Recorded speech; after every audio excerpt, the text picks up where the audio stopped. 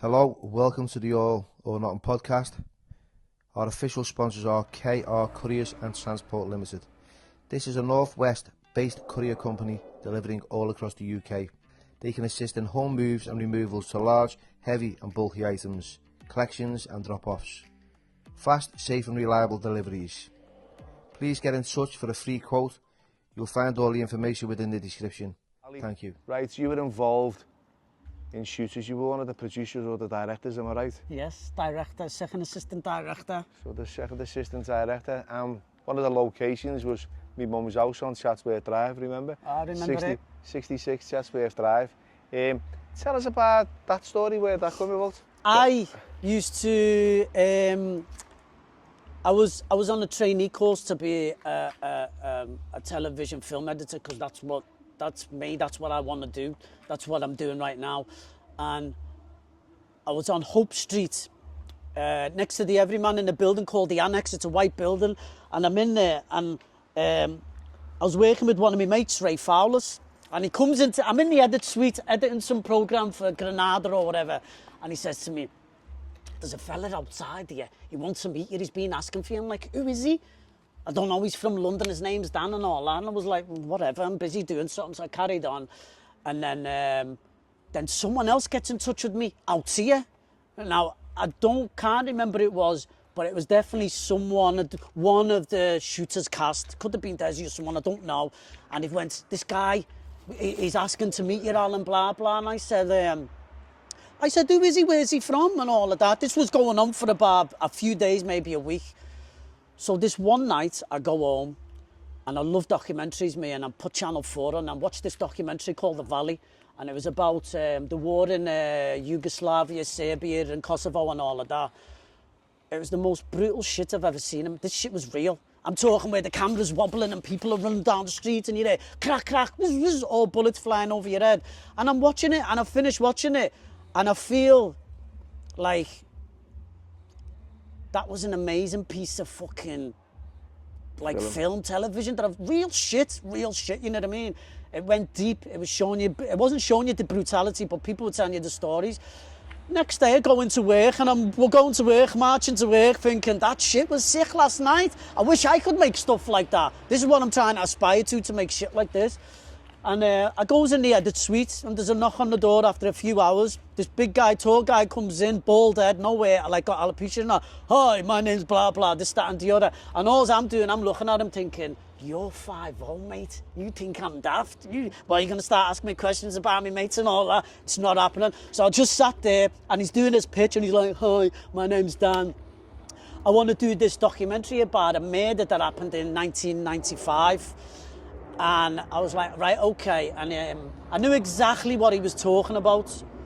And I was like, okay. And he said, "I'm trying to get in touch with this guy to do this documentary. It's not going to happen." "Yeah, but can't you ask him?" "It's not going to happen. I'm not asking him." And so I didn't want to be the guy. Sorry, I've got a shot. Hey! Sorry. So I didn't... Melanie? Yeah, Melanie Spears and Andrea Perry. Yeah, so I was saying... sorry, hold on, let me get my train of thought. So this guy wants to do this interview this particular individual. I didn't want to be the face that asked this guy or these individuals to come and do this documentary. So he pushed. I think he tried to do it in his own way, in his own link. And he got told no, so he's like, okay, so that's gone out the window. And then he just starts asking me about me, like, "Where are you from?" Now I know he's not plod, so I trust him, and I'm like, "Well, I just grew up here, and, I did this and did that, and blah, blah." And he's like, "Do you know what? I think I can do a story here." Do you know what I mean? So the documentary about that 1995 shooting got binned, and he was like, "Okay, well, what's your game, Ali? What are you doing?" So "This is what I do. Where'd you grow up?" I told him a little bit about myself, and he goes, "Okay." He fucks off. He comes back 2 days later. He went, "Listen, I want to do this thing. I want to do it with you. I want to do it with your mates. I've spoke to this guy," and he dropped a few big names, and I was like, "Really? Okay, I've got to verify this shit. So once I get out of work, and I'm like, 'Hey, have you met this guy?' And people going, 'Yeah, I've met him,' and all that." So, but it was once I'd got back in touch with him, I said, you know what? Can I come and see you? And he goes, yeah. Meet me in, what's the name of the Indian restaurant on, the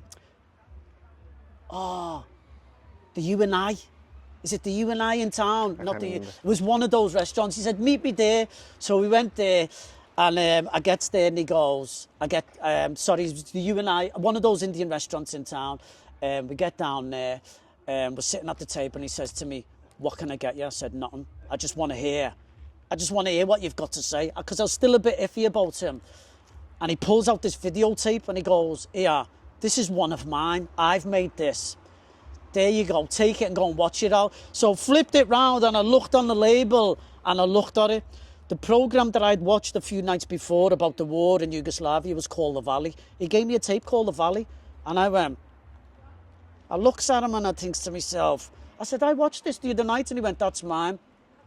And then from that moment, I knew this guy was a straight shooter, and I knew what he's about. And in the beginning, Shooters wasn't called Shooters. It had a few names. It was Straightener, and then it was called something else. It slipped my mind. And then Shooters only came about just before it got released. But once I jumped on, my job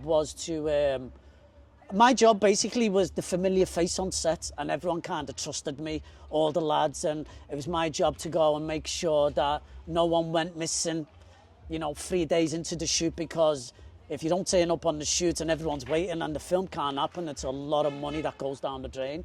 And you know what? Looking back at it, I think we all had the scream. We all got our 15 minutes of fame. We used to go out, listen to this, we used to go out to like Wigan Pier and everywhere after Shooters came out, and there'd be fames like standing there looking. I'm thinking, shit, it's going to go off, it's going off, it's going off. And they'd be all standing there, and they'd come up and they'd go, you off Shooters, mate? And we'd be like, fuck, lad, we thought it was going to go off. So that was happening for a few months afterwards. But yeah, it was a good little, I enjoyed it. And you know what?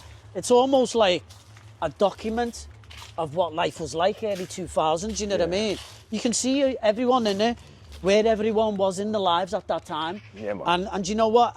At the time, maybe sometimes I got the impression maybe one or two people were like, oh, I wish I'd never done it and all that. But as time goes on, it becomes more and more valuable to you and other people. And you can show your kids and go, yeah, there's me 20 years ago, swaggering down the lane like that. It is what it is. It was what it was. It was exactly what it was. Yeah. But I thought it was a good example of how